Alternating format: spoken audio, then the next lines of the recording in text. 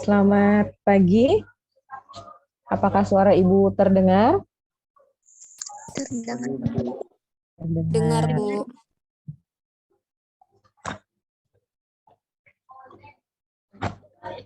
Bergabung baru 32 orang ya.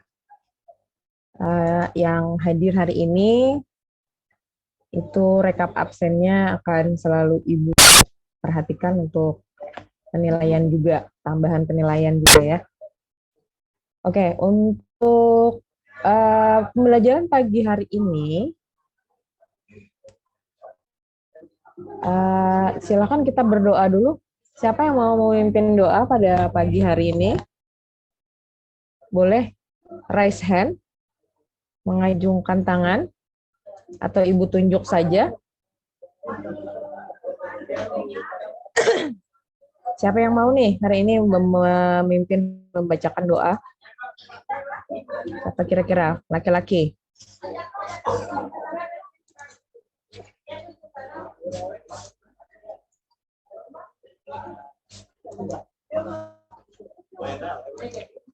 Siapa ya? Atau Ibu tunjuk saja? Atau Ibu tunjuk saja gimana? Oke.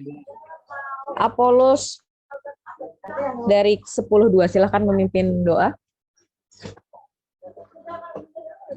Halo Apolos. Halo.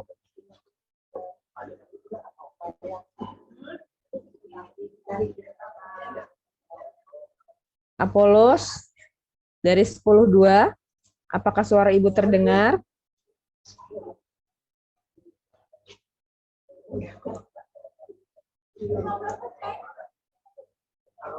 Oke, kalau begitu Ibu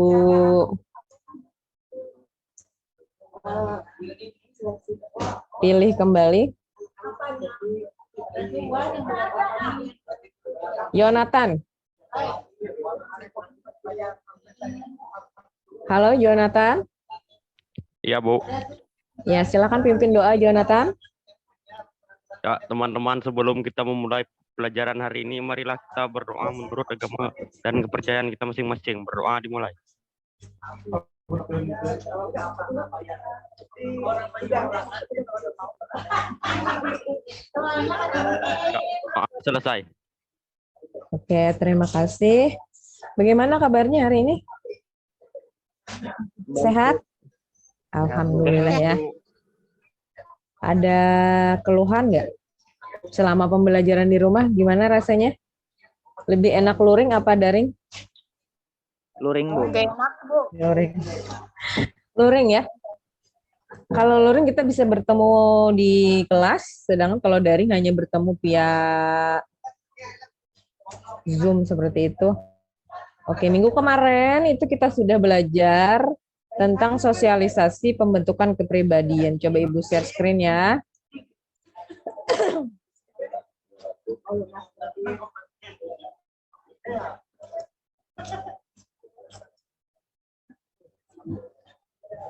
Apakah terlihat sudah PPT yang Ibu bagikan?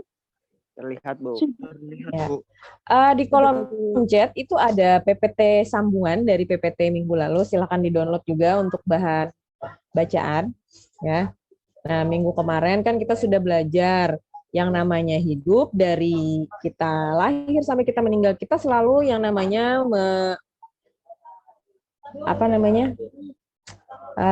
memasuki fase-fase sosialisasi. Jadi dari kita lahir sampai kita meninggal, kita terus bersosialisasi dengan orang lain karena kita tidak bisa hidup sendiri, ya.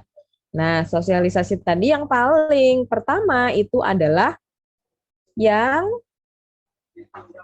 pertama mengasuh kita itu adalah keluarga. Setelah keluarga adalah teman sebaya atau teman sepermainan atau teman yang hampir sama umurnya.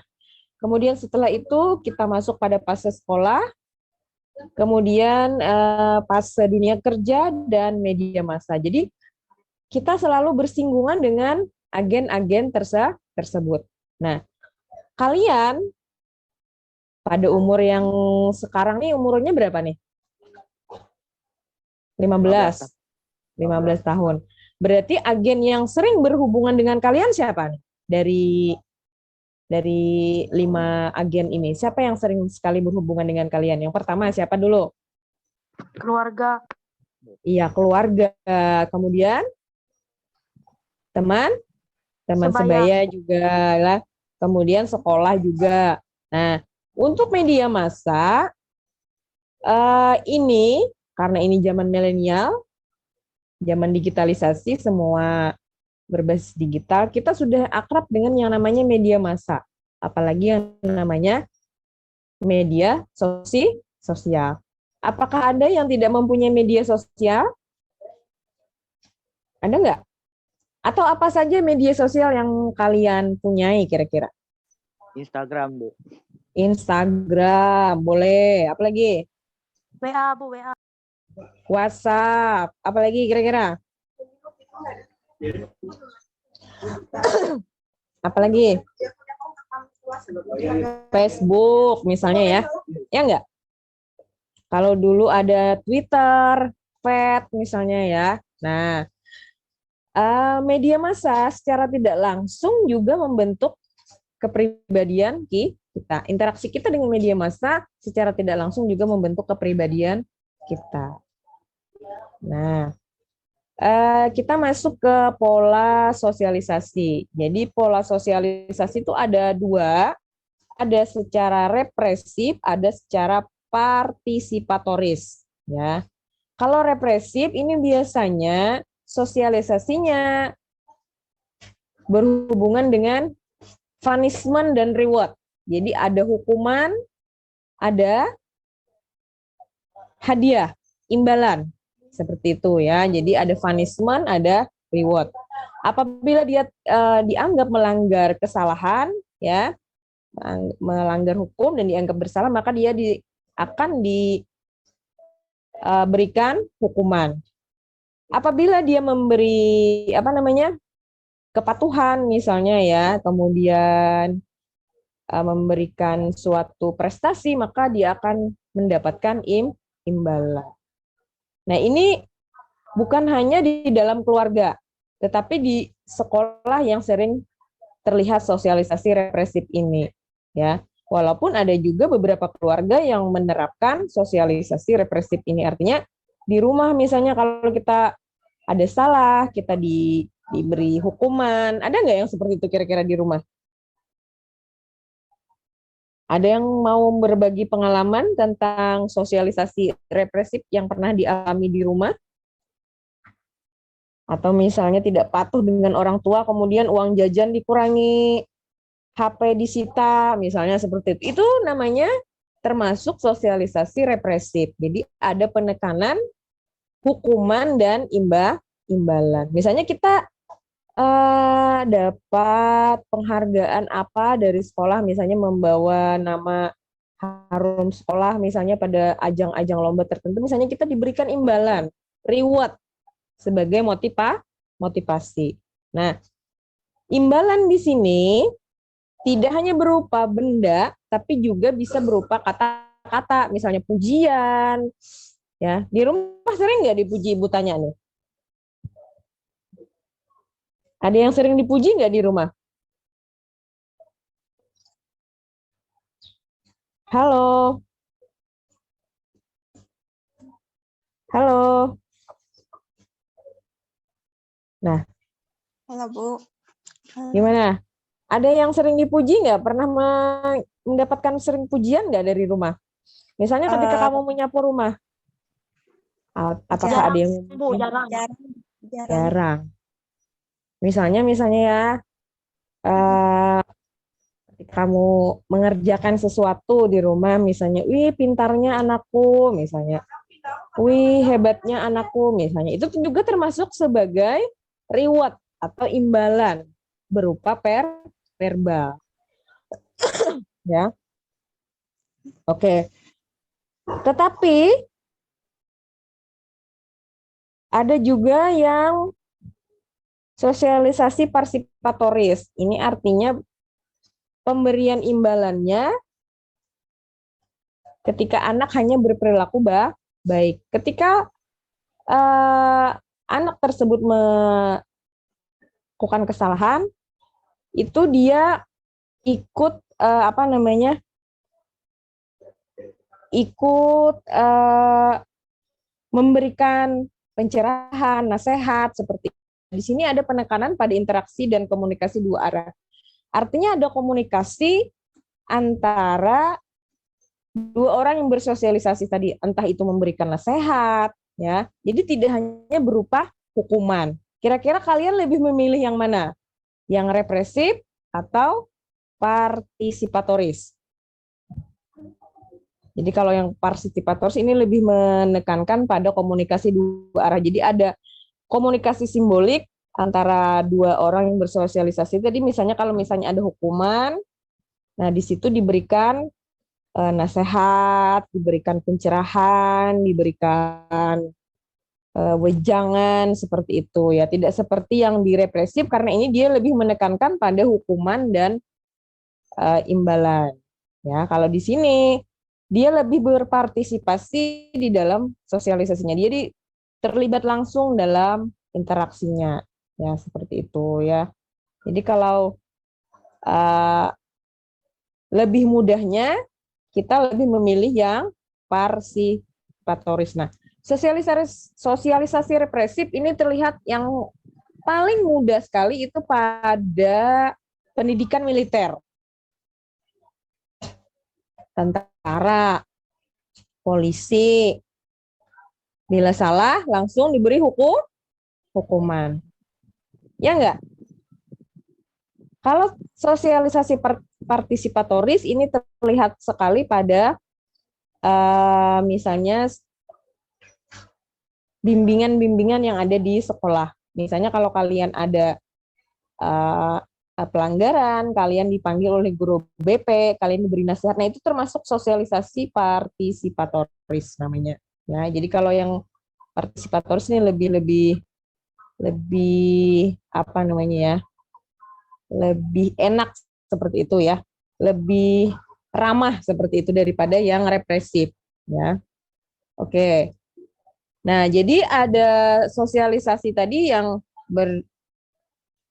bertumpu pada hukuman, ya, punishment dan reward, ada yang bertumpu pada interaksi dua arah tadi ya.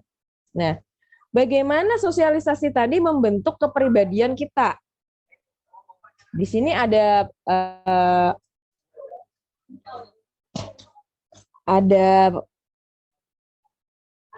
apa namanya? Definisi dari kepribadian. Kepribadian adalah kumpulan kebiasaan, sifat, sikap, dan ide-ide dari individu yang berpola dan berkaitan secara eksternal. Jadi apa yang disebut kepribadian? Yaitu adalah kebiasaan kita, sifat, ya, sikap yang berkaitan secara eksternal. Artinya berkaitan dengan orang lain. Dengan siapa? Dengan orang yang bersosialisasi dengan kita.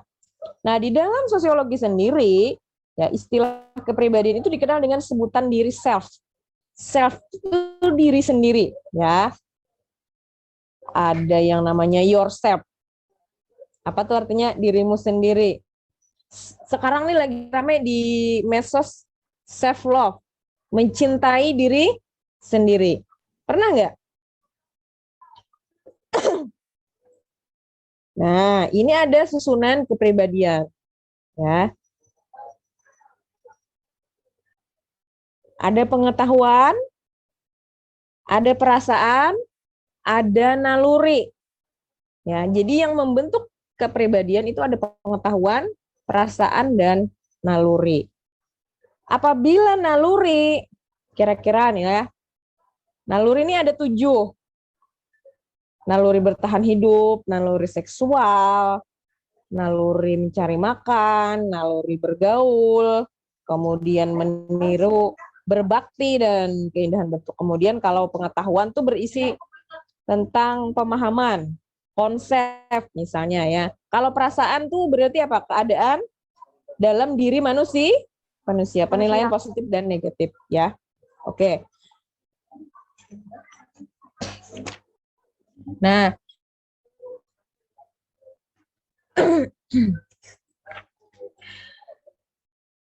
Jadi dalam kepribadian ada pengetahuan, perasaan, dan naluri. Nah, di dalam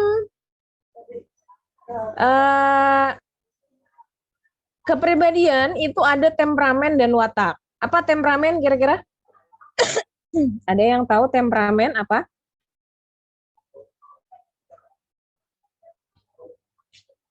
Ada yang tahu nggak temperamen? Sering kita melihat ada orang berkata, berbicara, wih ini tuh temperamen banget. Apa tuh kira-kira temperamen? Apa ya Emosian. kira-kira? Iya. Jadi temperamen itu berhubungan dengan emosi, perasaan. Ya, jadi ada berhubungan dengan perasaan. Pemarah, penyabar, periang misalnya ya. Nah, atau misalnya introvert, ekstrovert misalnya ya. Itu disebut dengan temperamen. Ya, jadi berhubungan dengan emosi. Nah, kemudian biasanya sifat-sifat emosional ini bersifat bawaan atau turunan atau warisan sehingga bersifat permanen. Kecil kemungkinan untuk berubah. Ya, jadi karena bawaan ini sulit untuk dirubah, ya. Sementara watak, apa itu watak? Ada yang tahu watak? Ada yang tahu watak? Watak itu berhubungan dengan karakter, tabiat, sifat. Benar sekali sifat ya. Jadi sifat yang berhubungan dengan nilai-nilai misalnya jujur, apalagi pembohong, rajin, malas. Nah, itu berhubungan dengan watak ya. Pembersih, penjorok, pemalas misalnya itu watak. Jadi kepribadian itu mencakup keseluruhan aspek yang terdapat di dalam kepribadian berupa tingkah laku dan kebiasaan. Ya. Dengan demikian, kepribadian itu mengandung arti yang sangat luas, ya. Lebih luas dari temperamen dan watak. Jadi kalau temperamen tadi berhubungan dengan emosi, watak tadi berhubungan dengan sifat. Nah, kepribadian lebih luas daripada itu, ya. Nah, apa saja faktor pembentuk kepribadian? Yang pertama warisan biologis. Warisan biologis itu apa kira-kira?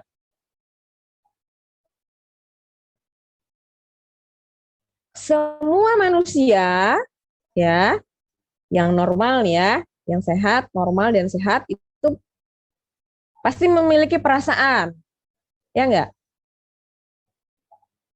Seperti kemudian memiliki organ-organ tubuh misalnya tangan, misalnya apalagi panca indera, ada kelenjar seksual, ya.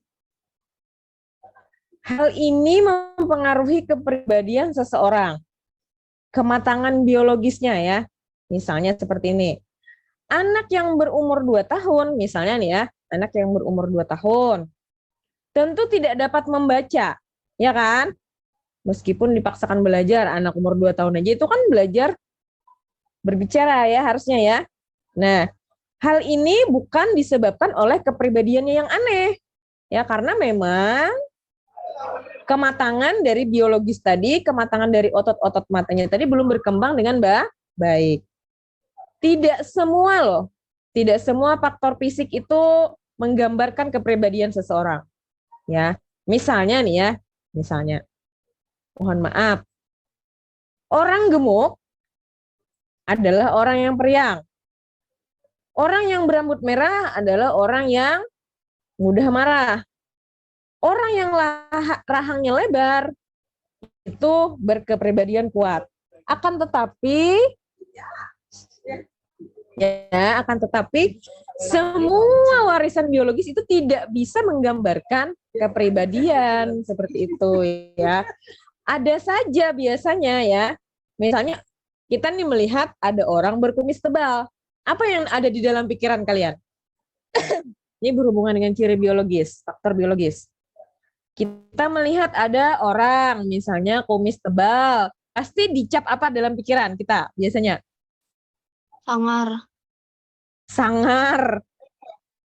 Suka marah misalnya ya. Maka tidak heran apabila orang bersangkutan betul-betul menjadi orang yang pemarah. Namun harus diakui bahwa karakteristik fisik ini dapat pula menjadi faktor penentu dan diperlukan kepribadian. Misalnya seperti ini, seorang gadis langsing, tinggi, putih, misalnya, apalagi ya, dibandingkan dengan orang yang gemuk, pendek, misalnya, ya. Misalnya apalagi yang si gemuk ini misalnya mendapat julukan si gembrot. Ya. Ini pasti akan memiliki dua kepribadian yang berbeda karena warisan biologis ini loh. Yang tinggi, langsing, putih, cantik tadi memiliki kepercayaan diri yang tinggi. Ya enggak? Sedangkan yang bertubuh pendek, gembrot tadi dapat julukan tadi menjadi kurang percaya diri. Jadi bisa saja faktor biologis ini menjadi pembentuk kepribadian seseorang, tapi tidak semuanya. Ya, tapi banyak juga yang misalnya bertubuh gendut, dari sisi fisiknya kurang sempurna tapi mempunyai kepribadian yang bagus. Misalnya kalau yang kita lihat pernah di Indonesian Idol, itu finalisnya itu pada bertubuh gendut semua. Mike Idol, kemudian siapa namanya lagi, Ibu. Kalau yang di American Idol tuh ada Adele, ya. Dulu itu bertubuh gendut, tapi mereka mempunyai kepribadian yang bagus, ya. Jadi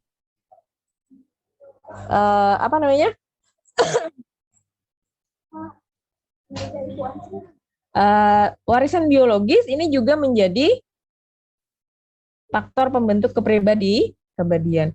Misalnya ibu nih ya bersanding dengan orang yang cantik, tentu ibu menjadi insecure, ya nggak?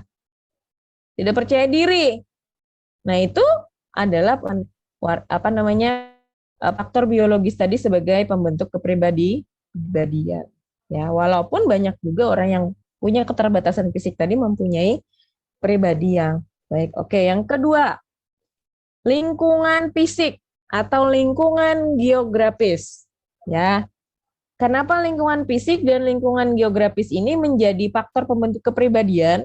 Kita mengetahui bahwa kita ini terdiri dari berpulau-pulau. Ya kan?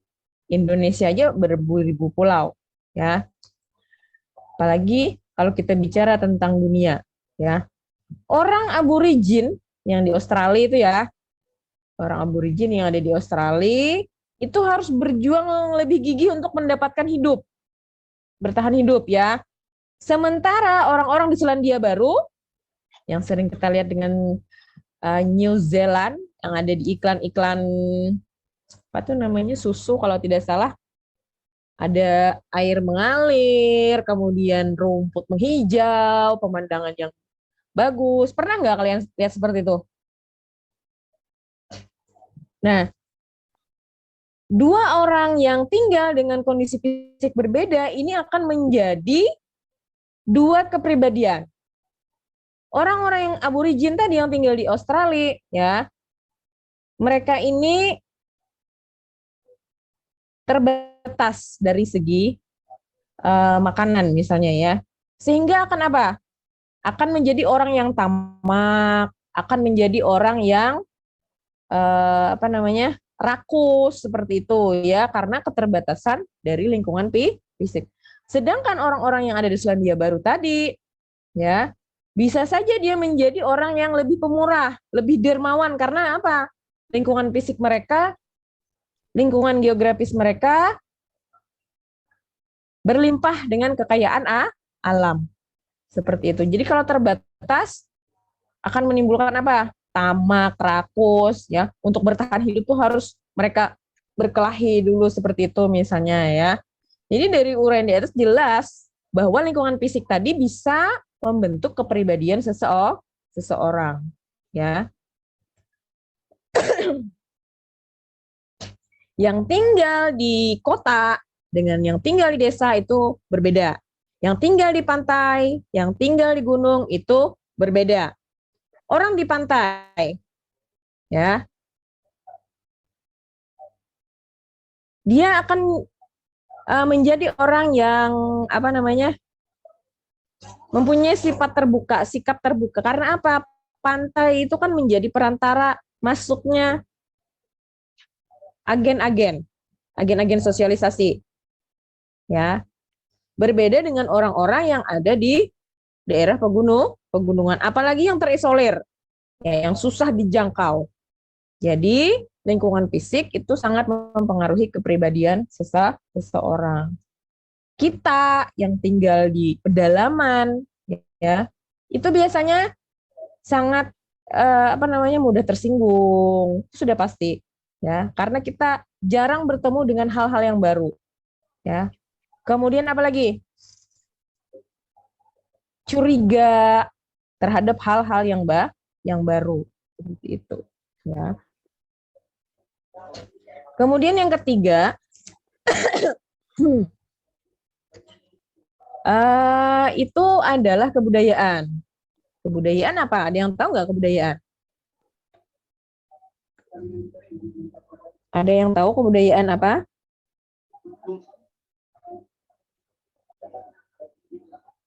Ada yang tahu kebudayaan itu apa? Kebudayaan, tradisi benar ya. Jadi kebudayaan bukan hanya itu. Budaya itu artinya hasil cipta karya karsa dari manusia. Jadi apapun yang diciptakan manusia berupa gagasan, ide, artefak dan lain sebagainya itu termasuk kebudayaan, ya. Jadi dia bisa berwujud gagasan, bisa berwujud aktivitas. Aktivitas tuh misalnya kayak tarian, ya. Gagasan tuh berupa ide, ya. Kemudian artefak tuh berupa benda fisik, misalnya hasil dari aktivitas tadi, ya, hasil dari ide dan aktivitas tadi muncul yang namanya artefak atau benda-benda yang bisa diraba, dilihat, misalnya, ya. Nah, apa hubungannya kebudayaan dengan kepribadian? Kebudayaan ini kan merupakan karakter suatu masyarakat, bukan karakter individual, ya, karakter masyarakat. Semua yang dipelajari di kehidupan sosial itu diturunkan secara terus-menerus dari generasi ke generasi, ya. Nah,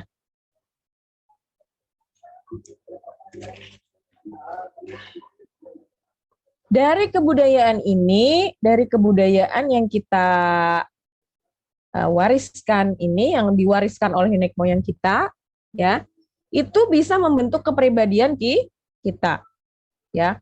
Kebudayaan ini tidak bisa terlepas dari kepribadian individu. Dalam proses belajar pun kita tidak bisa berpisah dari yang namanya kebudayaan, ya. Kenapa kebudayaan sangat berpengaruh sekali terhadap pembentukan kepribadian? Karena kita tinggal besar, ya, dan bersosialisasi dengan kebudayaan itu dari akhir sampai kita meninggal. Otomatis kebudayaan yang ada di sekitar kita itu membentuk kepribadian kita. Contoh, orang Batak, ada orang Batak nggak di sini?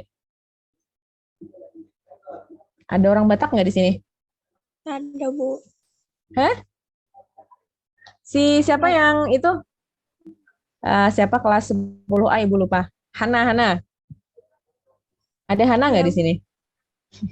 Hana marganya apa, Hana? Simbolon.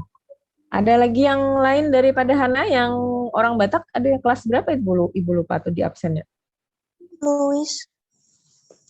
Luis, ya, Luis Vigo Simarmata, ya. Kelas 10-2 ya. Mohon jangan dicoret-coret layarnya.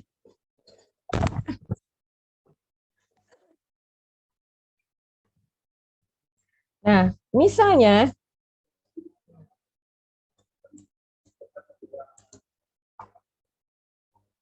misalnya orang Batak. Orang Batak terkenal dengan apanya kira-kira? Hana Simbolon.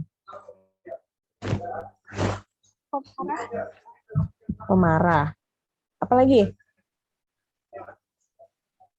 Ada yang kita Kalau ngomong kayak Ngomong. kasar gitu. Kalau ngomong kayak kasar, apalagi ada yang lain? Nah, contoh dua tadi aja ya, satu aja Ibu ambil. Ngomong kayak orang kasar gitu ya, nyaring gitu ya. Nah, orang Batak tuh terbiasa hidup dengan apa namanya? Kebiasaan yang seperti itu. Kebiasaan yang diteruskan secara turun-temurun itu disebut dengan kebudayaan. Kamu yang hidup dalam lingkungan itu ya, misalnya Hana tadi, kalau di rumah benar nggak Hana kalau ngomong bapak mau sering kayak orang kasar? Walaupun sebenarnya tujuannya bukan kasar ya, tapi seolah-olah seperti nyaring seperti itu ya, benar nggak? Secara tidak sengaja, kebudayaan yang diturunkan secara turun-temurun tadi, diwariskan secara turun-temurun tadi, pasti akan membekas nggak di dalam diri kita? Ya kan? Ngomong tadi nyaring. Pasti kita juga, kalau kita sosialisasinya dari kecil dengan kebudayaan tadi, pasti kita secara tidak langsung akan menyerap dari kebudayaan tersebut. Contoh di Kalimantan aja nih ya, kalau bicara tuh kayak orang apa gitu ya, kayak orang Kelahi gitu ya. Karena apa? Karena kebudayaannya memang seperti itu. Apa yang membedakan kebudayaan seperti lingkungan fisik? Rumah yang sangat jauh, kalau tidak teriak nggak kedengeran, ya kan? Woi, lagi apa Ikam? Misalnya seperti itu. Ketika orang Kalimantan ya pergi ke Jawa misalnya ya, kebiasaan sering kita ngomong seperti itu, kita bawa ke lingkungan yang baru, kebudayaan yang baru, pasti akan berbeda. Kalau di Jawa, apalagi di daerah Jogja, Solo, itu mereka yang ngomong itu sangat halus sekali ya. Wih, kayak di hutan ini. Ibu pernah dengar cerita, jadi orang Jawa itu sudah lama tinggal di Kalimantan, karena suaminya tugas di Kalimantan. Pas pulang kampung ke Solo itu ya, sama keluarganya, wah kamu ini kayak di hutan kalau ngomong gitu ya. Ya memang Kalimantan itu hutan, banyak hutannya ya. Akhirnya apa? Coba bayangkan, kita tinggal di lingkungan fisik yang berjauhan, dari rumah yang satu ke rumah yang lain itu ada jarak. Kalau kita tidak teriak, tidak kedengeran kan? Paling kalau di apa namanya, di perumahan tuh apa, di ladang seperti itu ya. Jarak dengan rumah yang satu dengan yang lain tuh sangat jauh sekali. Akhirnya apa? Berkomunikasinya dengan teriak-teriakan. Akhirnya kebiasaan-kebiasaan tadi menjadi sesuatu yang diturunkan secara turun-temurun. Ya enggak? Contoh lain lagi misalnya, kita sering mendengar kata-kata bungol. Ibu sering tuh dengar kalau di kelas, bungol nih kamu nih, misalnya kayak itu ya. Itu kita adopsi dari mana kira-kira? Ada yang bisa menggambarkan dari mana? Dari mana kira-kira? Bungolnya kamu nih. Dari kebudayaan. Misalnya orang tuanya di rumah bepander kayak itu, teman sepermainan, sesuatu yang diulang-ulang, kebiasaan yang terus diulang itu akan menjadikan sebuah budaya, ya, seperti itu. Jadi kebudayaan juga mempengaruhi pembentukan kepribadian seseorang, ya. Kemudian yang keempat ada pengalaman kelompok. Apa itu pengalaman kelompok? Pengalaman kelompok ini artinya pengalaman ya bersama kelompoknya, artinya bersama lingkungannya. Ada yang namanya kelompok acuan, reference, ya. Sepanjang hidup kita memiliki model, role model, acuan. kita seperti apa? Oh, sekarang lagi musimnya K-pop. Siapa tuh namanya? Ibu nggak tahu. Vokalis dari BTS misalnya. Siapa lagi? Nah, Blackpink. ketika kita, nah ya Blackpink katanya. Nah, siapa lagi? Ketika di dalam apa namanya? Ketika di dalam kelompok tadi, ya, pembentukan kepribadian ini sangat dipengaruhi oleh kelompok acuan, ya, kelompok referensi. Siapa yang apa namanya diidolakan, ya. Nah, dalam keluarga, ya, pasti individu itu ada yang apa namanya direferensikan. Misalnya, oh aku anak kayak mama tuh kalau masak enak misalnya. Oh kalau misalnya Nuk ada pemarah misalnya. Pasti ada ya namanya kelompok acuan. Nah, selain keluarga tadi, kelompok referen ini ya, yang pertama tadi keluarga. Selain keluarga, itu ada teman sebaya juga, ya. Peran kelompok teman sebaya ini sangat berpengaruh juga pada kepribadian seseorang. Jadi setelah keluarga yang menjadi acuan, ada yang namanya kelompok sepermainan. Artinya kelompok teman sebaya. Kalian pernah nggak punya pengalaman ketika berteman dengan saya mengagumi seseorang, teman kalian itu pernah nggak? Wih, ini nih misalnya apa namanya kuat misalnya ya. Wih, ini tuh kalau misalnya apa namanya punya pengaruh dengan teman-temannya, pernah nggak kalian berpikir seperti itu? Aku hendak kayaknya tuh ini tuh prestasinya bagus misalnya seperti itu, atau ini tuh ketua geng misalnya. Pernah nggak kalian berpikir seandainya aku jadi dia? Nah, itu namanya kelompok acuan. Jangannya aku jadi anulah, aku bisa kayak ini. Nah, itu namanya orang yang kita andai-andai itu disebut dengan kelompok acuan. Ya, akhirnya apa? Akhirnya kita termotivasi menjadi kelompok acuan ini, ya, kelompok referen, ya. Setelah kelompok referen ada kelompok majemuk. Kelompok majemuk ini beraneka ragam, bermacam-macam, berbeda-beda, ya. Ini yang kita temui di masyarakat, ya.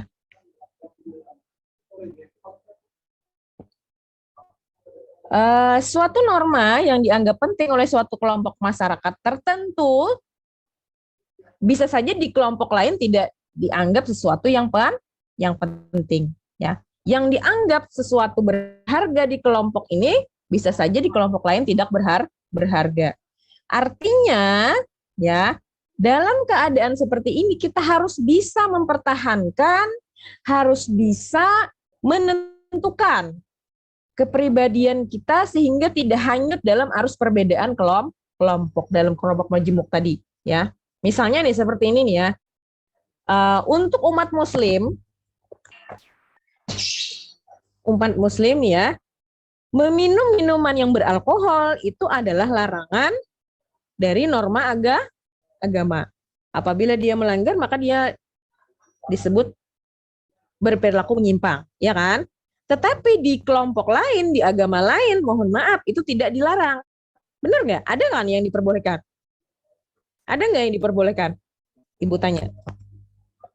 Misalnya di agama Kristen, boleh nggak? Boleh nggak? Atau agama lain? Jadi bisa saja di suatu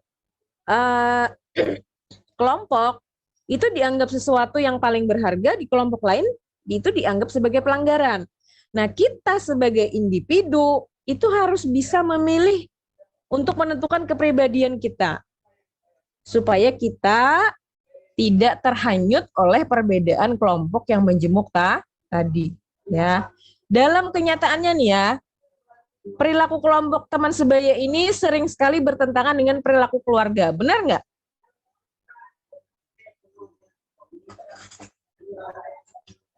Sering sekali bertentangan dengan perilaku keluarga. Ya, bahkan masyarakat pada umumnya. Nah, kelompok-kelompok seperti ini biasanya banyak diikuti oleh anak-anak dan juga remaja. Misalnya gaya anak punk. Ya. Tahu anak punk? Yang di rambutnya diriakan kayak berijing-rijing kayak itu, kayak apa namanya? Mohawk, gaya mohawk. Kemudian apa namanya? Kukunya dicat warna hitam. Tahu nggak anak punk yang sering bergerombol kalau di kota-kota besar tuh sering. Mereka itu nomaden, berpindah-pindah.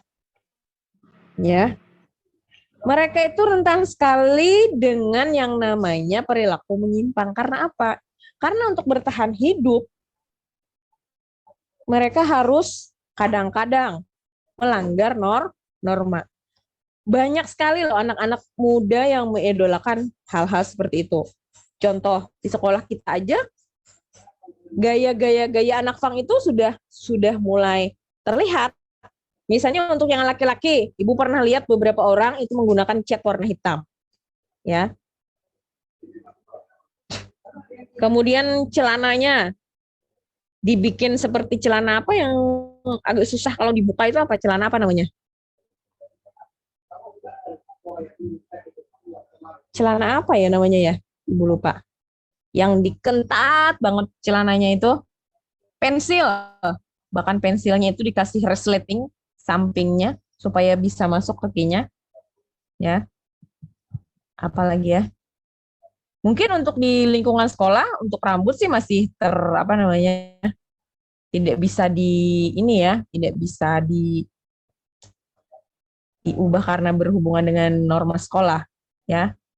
Kemudian mereka menggunakan piercing. Apa itu piercing? Piercing apa piercing? Ayo. Atau ada yang sudah pernah melakukan piercing untuk laki-laki terutama ini? Piercing, ya. Nah itu sudah pengalaman kelompok tadi menjadi kepribadian individu seseorang, ya, baik kelompok majemuk maupun kelompok referen, ya, dan lain sebagainya. Oke. Sampai jam berapa? 19.10. Boleh dimajukan jadi 5 menit. Oke, yang terakhir ini ada pengalaman unik. Kenapa pengalaman unik? Ini menjadi juga pembentuk kepribadian seseorang. Pada lingkungan keluarga yang sama, tidak ada individu yang memiliki kepribadian yang sama, meskipun berada dalam satu keluarga. Benar nggak? Ada yang punya adik, ada yang punya kakak, ya. Yang kakak agak supel bergaul, yang adik agak pemalu, misalnya seperti itu, ya. Nah, apalagi mereka yang memiliki pengalaman unik tersendiri. Artinya pengalaman yang hanya dimiliki oleh individu tersebut. Ya. Contoh, misalnya setiap orang tua di dalam keluarga tuh ya, misalnya ibu contohkan yang paling muda di dalam lingkungan keluarga, setiap orang tua itu pasti pernah marah kan sama anaknya, ya. Karena misalnya anaknya melakukan kesalahan, misalnya ya. Namun marahnya itu diikuti oleh tindakan menghukum. Misalnya memberi sanksi yang berat, tidak memberikan uang saku kah, atau misalnya dilarang keluar rumah kah, ya, atau apalagi. Nah, pengalaman-pengalaman yang unik, walaupun misalnya antara keluarga yang satu dengan keluarga lain itu sama kesalahan anaknya, tapi treatment yang dilakukan oleh keluarga itu berbeda, ini akan menjadikan kepribadian yang berbeda. Misalnya Pulang sekolah terlambat. Sama-sama nih, dua orang berteman nih, pulang sekolah terlambat.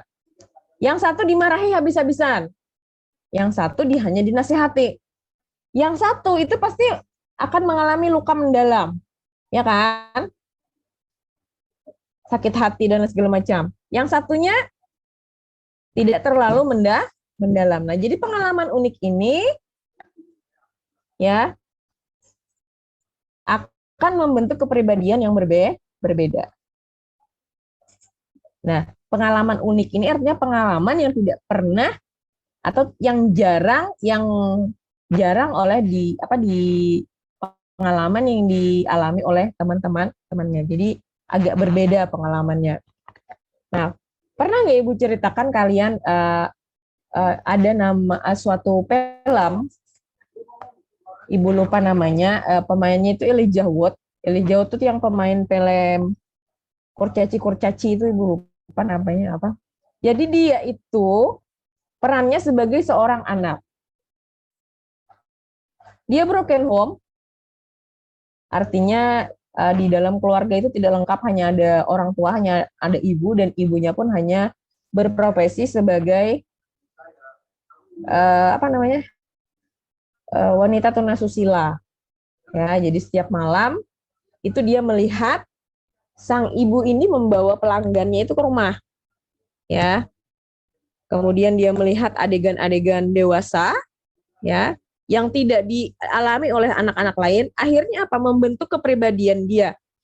Dalam ceritanya film tersebut, si anak ini menjadi jijik dengan yang namanya perempuan. Benci dengan yang namanya perempuan. Jadi setelah dia dewasa, ya, kalau tidak salah Mannequin, apa tuh judulnya Ibu lupa. Setelah dia dewasa, dia mulai berkenalan dengan perempuan-perempuan dewasa juga, ya, dengan alasan hubungan spesial. Kemudian perempuan itu dibawa ke rumah. Setelah berhubungan badan, si perempuan itu dibunuh, ya, dibunuh, dan rambutnya itu dikulitin. Rambutnya itu dikulitin seperti wig itu loh. Kemudian ditaruh di patung-patung yang sudah disediakan di dalam kamar rahasianya. Jadi ketika dia berkencan dengan perempuan, pasti perempuan itu akan dibunuh, menghilanglah dari kelompok sosialnya. Nah, kemudian hal itu terjadi berlangsung secara lama. Jadi di dalam ruangan itu ada beberapa puluhan mannequin yang ada wig-wig, ternyata itu dari kulit kepala asli dari perempuan-perempuan yang ditidurinya. Kemudian dia berhubungan kembali dengan seorang wartawan perempuan. Nah, dari situlah terungkap bahwa ternyata kepribadiannya seperti itu terbentuk oleh pengalaman unik yang pernah dia alami waktu kecil. Jadi waktu kecil dia tuh sering melihat adegan-adegan dewasa, orang tuanya, ya, mamanya yang berupa wanita tunasusila dipakai di rumahnya sendiri. Dia merasa jijik, dia merasa benci, dia merasa sangat marah sekali dengan yang namanya perempuan. Akhirnya semua perempuan yang bergaul dengan dia, yang berhubungan dengan dia dibunuh. Pengalaman yang itu yang tidak didapat dari pengalaman unik yang tidak semua orang mengalaminya, itu pasti akan membentuk kepribadian seseorang, ya.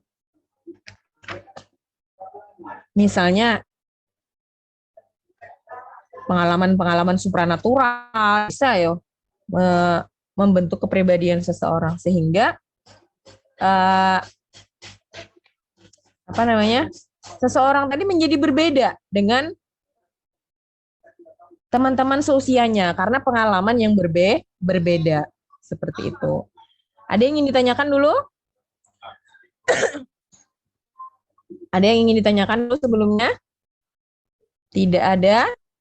Oke. Nanti akan Ibu kirimkan tugas di GCR kalian. Silahkan diisi dan dikirim kembali melalui GCR. Ini berhubungan dengan sosialisasi pembentukan kepribadian. Apa yang membentuk kepribadian kita? Siapa yang membentuk kepribadian kita? Seperti itu. Nanti kalian akan Ibu tugaskan, mungkin akan menuliskan pengalaman ya yang pernah kalian lalui seperti itu. Untuk daftar hadir silakan diisi di kolom chat ya. Sudah diisi? Sudah, Bu. Sudah. Kalau Sudah, Bu. sudah, mari kita tutup pembelajaran hari ini dengan doa kembali. Semoga pembelajaran hari ini memberikan wawasan, memberikan pencerahan terhadap kehidupan sosial kita ya tentunya ya. Apalagi kita ini selalu berhubungan dengan orang lain. Oke. Silahkan siapa yang mau memimpin doa kembali? Siapa?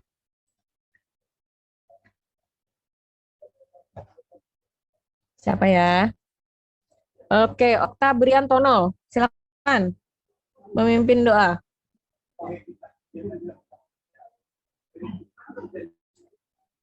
Halo? Halo? Oke, siapa ya?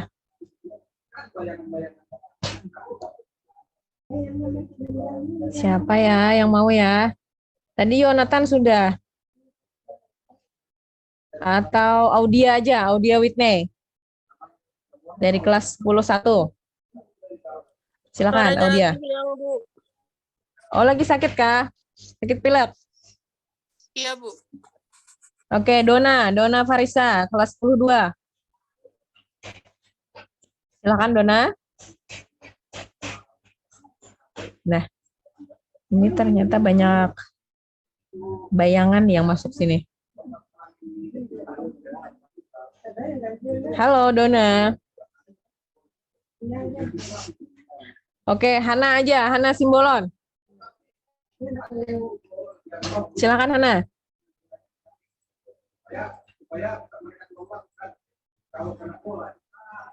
Halo, terdengar nggak suara Ibu? Menurut Ya. Ya, silakan.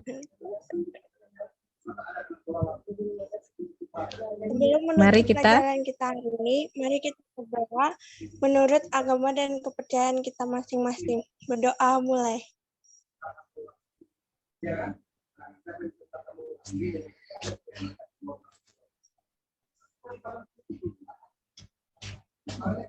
Doa selesai. Oke, terima kasih Hana. Sampai berjumpa lagi minggu depan. Nanti akan Ibu share tugasnya di GCR. Silahkan dikembalikan lagi ke GCR. Oke, salam sehat selalu. Assalamualaikum warahmatullahi wabarakatuh.